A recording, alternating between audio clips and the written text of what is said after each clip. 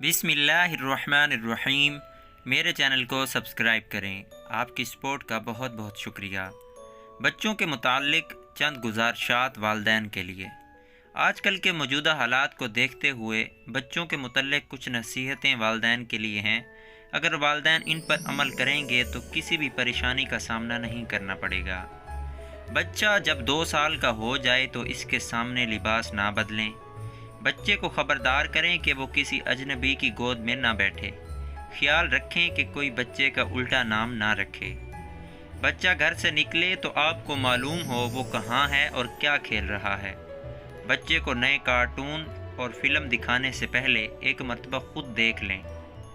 بچے کی معصومیت ختم کرنے والی فلمیں اور کتابیں دور ہٹا دیں۔ بچے کیبل یا کمپیوٹر پر کیا دیکھتے ہیں اس بات کا خیال رکھیں۔ خوش باش بچہ اگر اداس رہنے لگے تو وجہ جانیں۔ بچہ کسی بالغ رشتہ دار یا ہمسائے کے ہاں نہیں جانا چاہتا تو ہرگز نہ بھیجیں۔